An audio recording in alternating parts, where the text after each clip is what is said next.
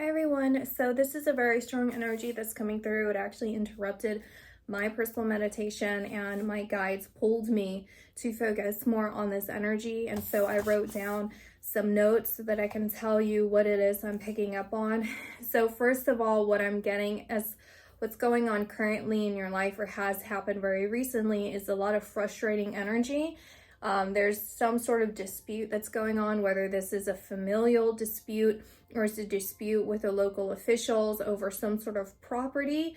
And so there's an energy here, and the message that I'm getting is to recognize that you have to rise above the situation. You have to see this as anyone who is causing some sort of frustrating energy, whether this is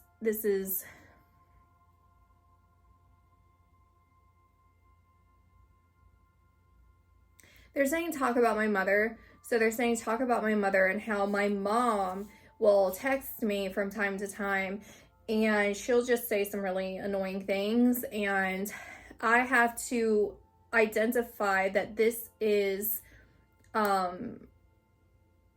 it's not productive, and that a lot of times this kind of energy, whether they're just openly critical or they're doing something that is, coerce in order to harm you in whatever kind of psychological or whatever kind of way, that this is a distracting energy.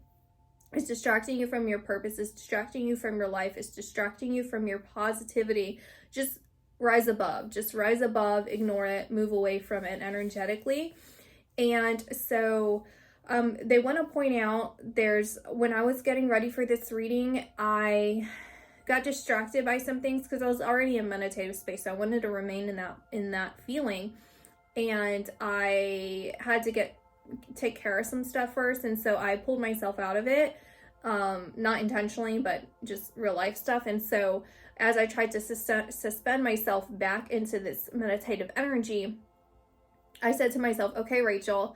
And so you're either watching something with the name Rachel, or your name is Rachel, or there's someone that's connected with this name Rachel. Also pay attention that it's the R sounds, but it's and then L. Those are the ones that I'm really focusing on in the name Rachel. So it could be Rochelle, something with a and L, I feel. And then I also was getting Barbara.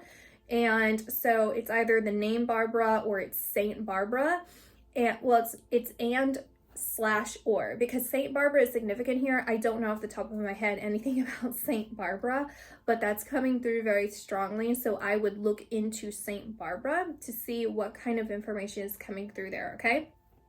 So they also want to point out when I'm saying they, who am I talking about? This is the person that's coming through. It's a male energy, which I'm going to start talking about in a moment here. It's your guides and my guides that are working through here, guardian angels, okay?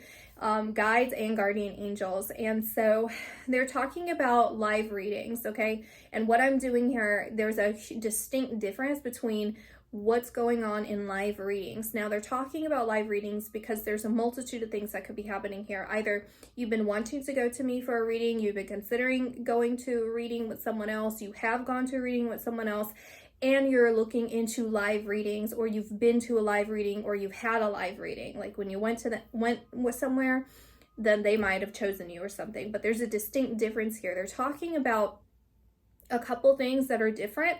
There's something that's unknown to me, like I'm blind to it, like I'm not seeing it, and they're just pointing it out so you would know what the difference is here.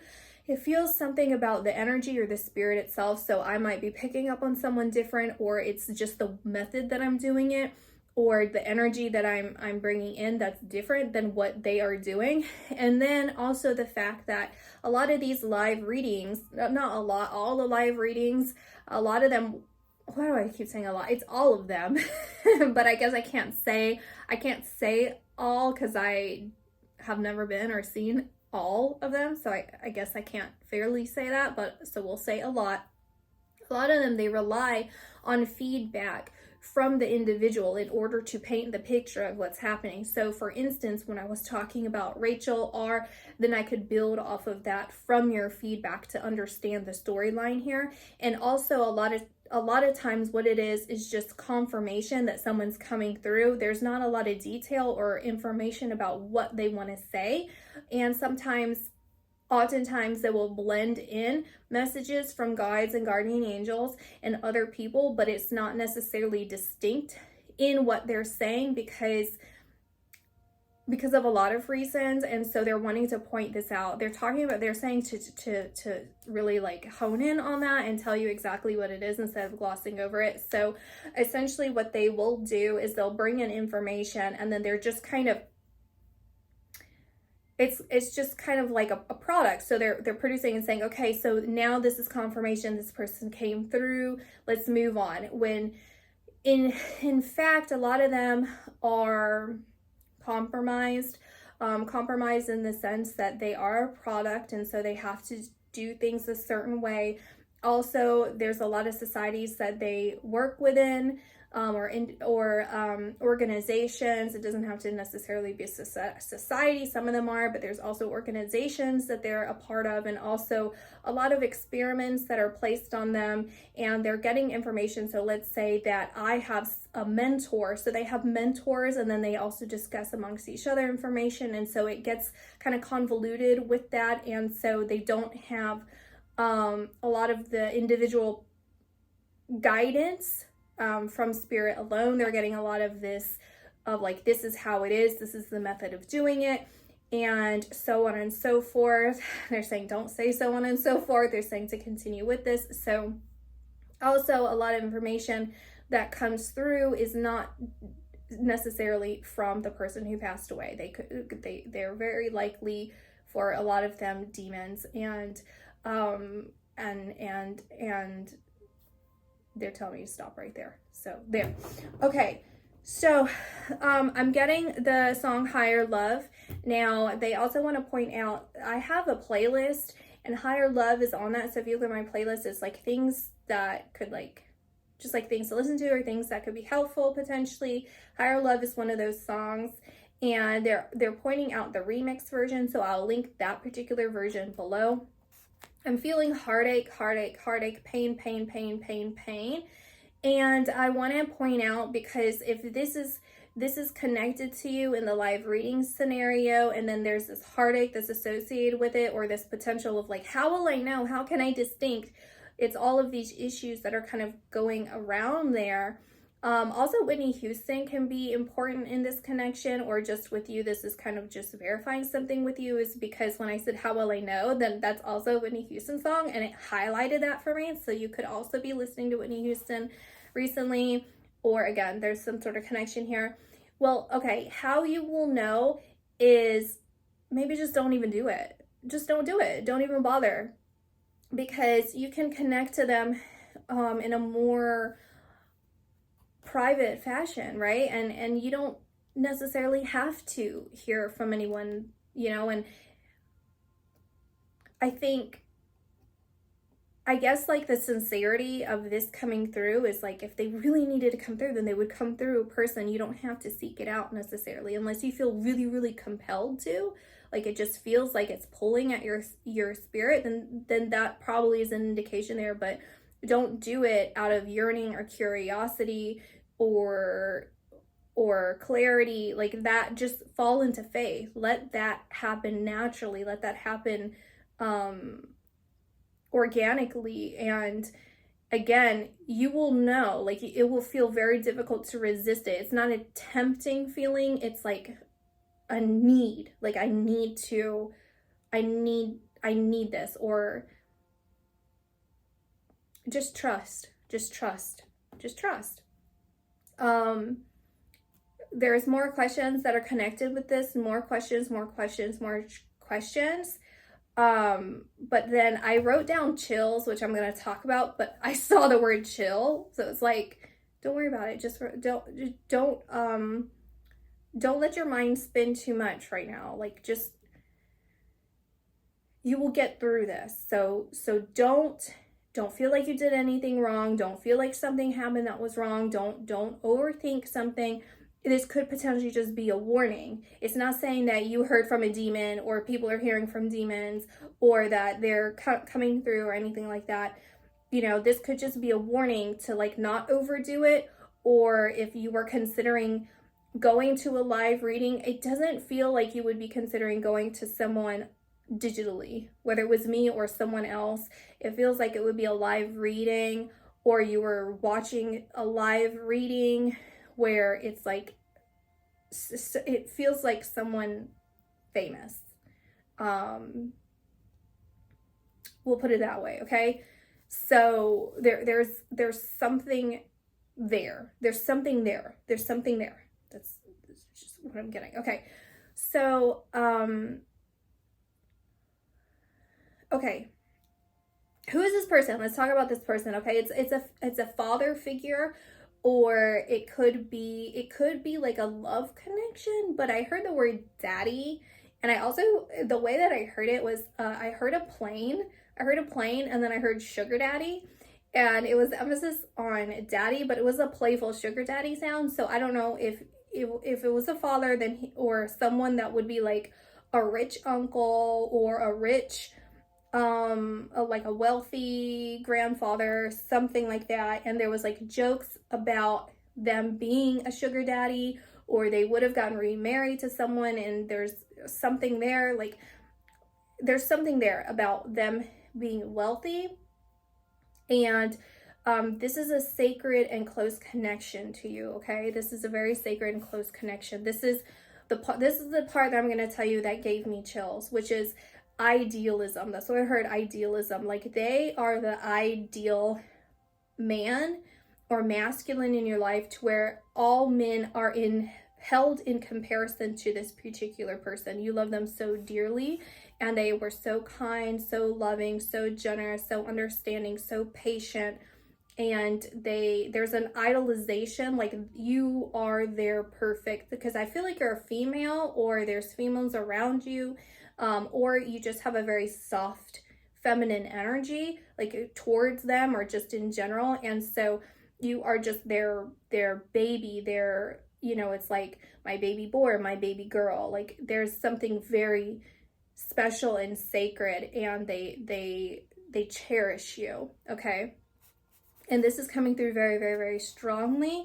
And when I feel their energy, I feel a smile, like just a very warm smile, and just like strong hands. They feel very strong. And so when I talked about the plane, it feels like this particular person may have a plane. They were showing me, and so, okay, they're bringing me back to live readings, and they're saying, listen to how I'm doing this and the feedback. And so understanding the difference in the sense that I have no one to kind of feed off of for this information. So either do this yourself, of like trying to discern, understand what I'm saying here, and make sense of it. There's something about it where it's like, you just have to identify the differences here with this, okay? Oh, let me talk about this, because I crossed out Saint Barbara because I wrote it down. So they want to tell you how proud they are of you. They're very proud of you. They feel like you were very empowered, and you were learning to kind of step into your empowerment. You're learning a lot about what's happening here. This is causing you to learn a lot, and you're very resilient and tenacious. Okay, so trying to identify more about who this individual is. So I was getting the plane, and I'm hearing a plane right now, like an actual plane. And then it was a small plane. So they were bringing me to the Carolinas. And the reason they're bringing me to the Carolinas is because there's these little cedar planes. I don't know what it's called, but like you literally sit down, and it just has a little propeller. And I used to see them a lot in the Carolinas, like North Carolina specifically. And I was thinking to myself, that would be such a good tool to use if you're overlooking your crops, or you're looking over your livestock, or you're looking over a farm, fields, like anything that you're maintaining, or just having like that perspective. That would be very useful to have. Not just fun, but super useful, right? So then it brought me to South Carolina, and they were showing me how there's this female, and she inherited, I'm mixing up the story, which I'm going to get to about this. So I was getting this feeling of how in South Carolina there's this historical area, and basically this female inherited a property and she became like the sheriff of her land, and she used a plane. She had like a gun so she could arrest people. So she would look for people who were trespassing on her property with her plane. So there's a significance here, I believe, with like large land. And again, so this could be some sort of land dispute. And this was near around the time of like World War II. There's something around World War II. And so I don't know if that's significant or not, or some sort of time frame associated with that. But I started getting confused because I kept calling it Huntington. So Huntington's is a name, a specific name, and it's a specific area in the coastal South Carolina. And I kept thinking it was Huntington. I'm like, no, but that's nearby this other property. It's not Huntington, but it's nearby. And I actually know one of the Huntingtons, and like the descendants of Huntington. And this particular person I wanted to point out, in case there's any extra information here, is this person was very beautiful. She was like, I don't know how to describe her other than like she has like porcelain skin. She looks like a painting. She's just like very clean and beautiful. She looks like she smells good.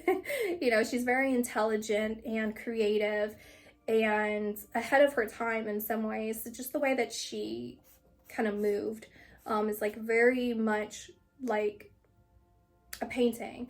And the Huntingtons were very artistic, but that was nearby. Huntington is not the same property that I was talking about with the female that had a plane, but it's nearby. And then I was like connecting that.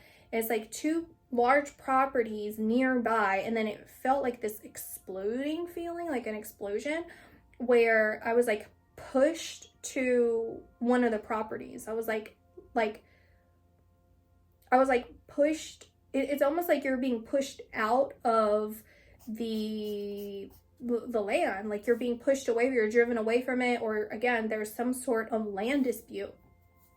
And what I wrote is family dispute or dispute with location over the property. Oh, family dispute or dispute with local officials over the property. So whether they're trying to reclaim the property, whether there's family that want the property. And I did examples because I started hearing a New York accent. So New York could be significant, or it's like the country parts of New York where it's mafia run, or if you go to the Carolinas or somewhere in the South, then it's the good old boys. And I was also saying Texas, okay? And I was thinking, are you Mexican, or is there someone with like Mexican in because it's kind of like Texas, cowboys, and Mexico, or like, because they're bringing me towards like property in Mexico. And so, and then they brought me, this is the thing is, okay, Mexican or like some sort of Spanish speaking person, like you're somehow related to some sort of Spanish descent, or it could be like they're trying to use Texas for like oil or water rights or something, like some sort of like material, something like that, like land material. What is it called? Mineral rights, not material, mineral rights, something like that. Or it's like, it wouldn't even be mineral rights, I don't feel. It's like there's minerals within the land, and there's a dispute over the land itself, and there's minerals, and there's actually, it feels like there's more than people actually realize. It's like, you know this, you're aware of this, but no one else has significant proof of this. Or it's like you have a feeling about this, but there's no like written record, or at least as available to other people, something like that. Okay, and then they're pointing me towards, a couple days ago I did a reading, what was it called? I think it was like empathics, like the empath work. And I talked about Selena Gomez and I talked about cartels. And so it feels like that this person's energy was there too. So they were coming in, and it feels like they've been coming in for a while, but they're especially strong that day. So I would just look back. I'll try and remember to link that below. I need to write this somewhere here. So I need to do Higher Love. I'm going to link that below, the remix. And then I'm going to put the link to that video that I'm talking about with the empath, because maybe just look at the date or something, or there's March might be significant because I'm filming this in March 26th, I believe. I'll post this later today. So the dates might be specific here, or you also felt their energy very strongly that day. You're something going on there, okay? So with this person, I also want to say, so as I was getting ready, my eye drew myself to peanuts, because I have this gold peanut. It's not actually gold, it's just gold plate. It's not even gold plated, it's just painted a gold peanut. And I was thinking, is this supposed to be a peanut farm? Is this a peanut because they like boiled peanuts? Is this supposed to be about the South because that's where a lot of peanuts are grown, and the boiled peanuts are part of it? But then it started highlighting a lot of the jewelry. They were showing me jewelry, and I have like a collection of pocket watches. And so I was thinking, is it the pocket watches? But they were the gold pocket watches that I was looking at. And so maybe this particular person has a pocket watch, or there's something about gold jewelry, something connected there. Okay. And so when we talk about this property, right? When we talk about this property, there's this indication this person is saying, he's saying, go beneath them. There's this feeling of going beneath, or like even like under something, like under a rug or under the ground or in a cellar.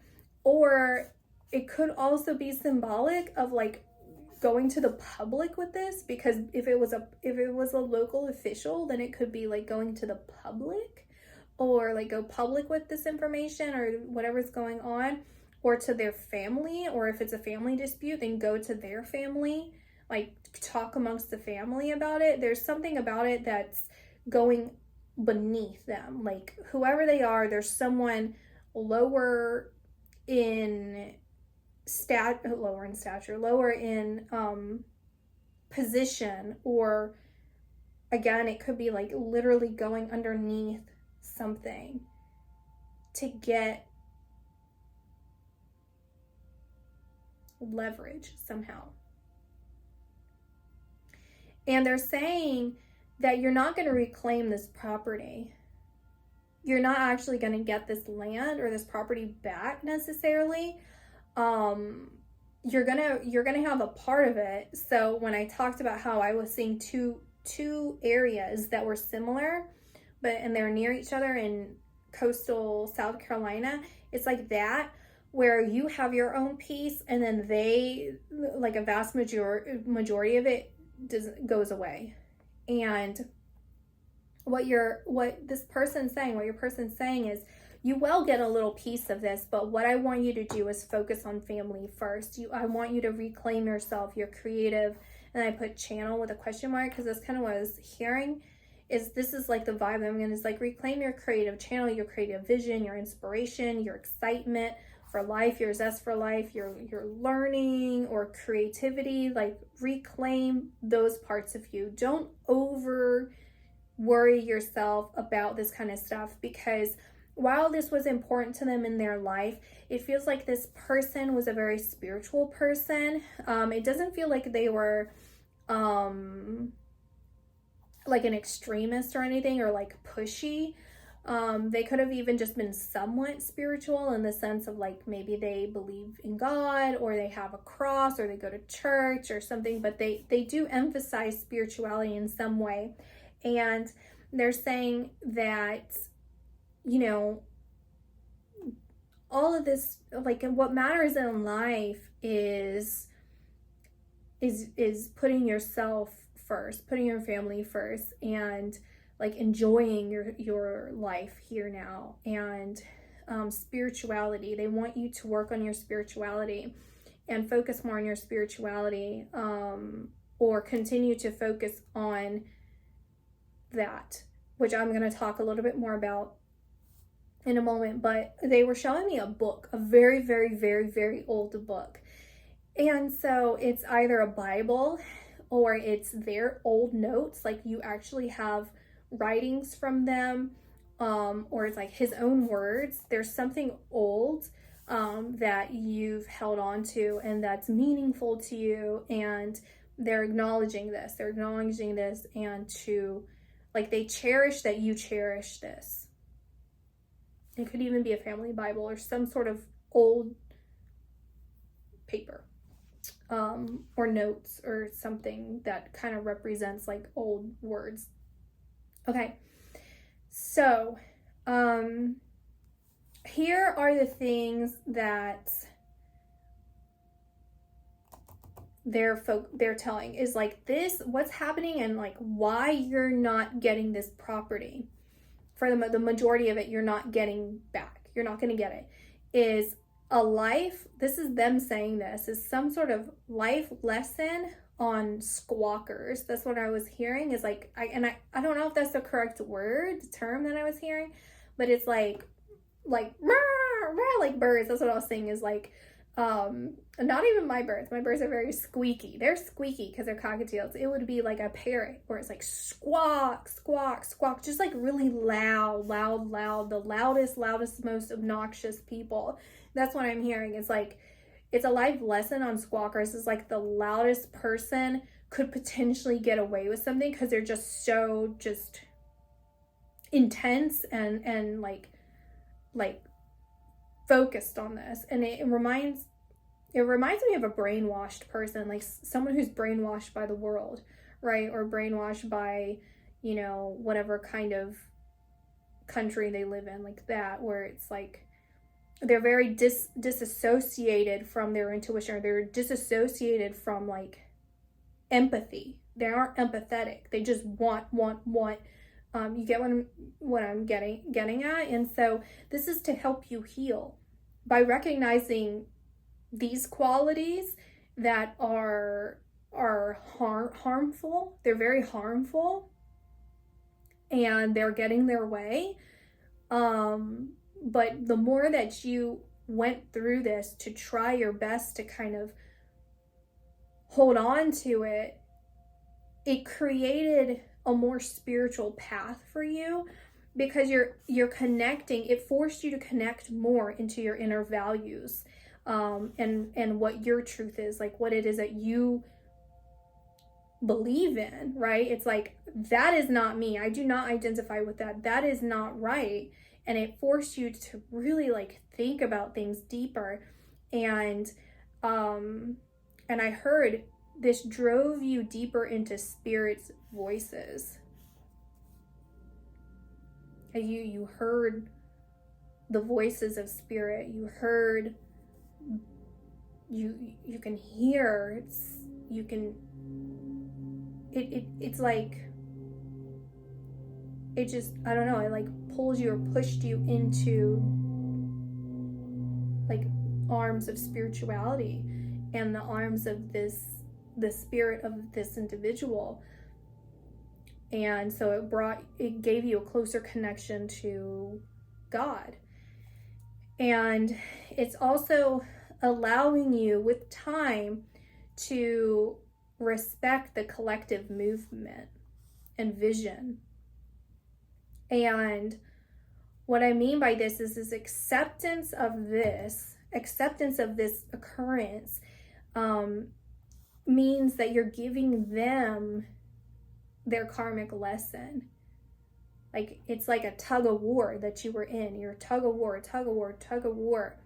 And it's like you tugging one way, and then they're tugging towards like karma, like them having to learn something through this experience of taking this from you or your family. and you realizing you don't want to play, so you just let go of the rope. You're like, I don't even want to play this game. And now they have no one to play with. They have that. Now what are they doing with that? It's like now they carry the burden of what has occurred. And so you're reclaiming your power. This causes you to reclaim your power because you're not putting so much energy into the game that you don't want to play. You don't want to play this. Okay? And so that's what wants to come through for you. That's what's important right now. And that's what I see. So I will talk to you later. Bye.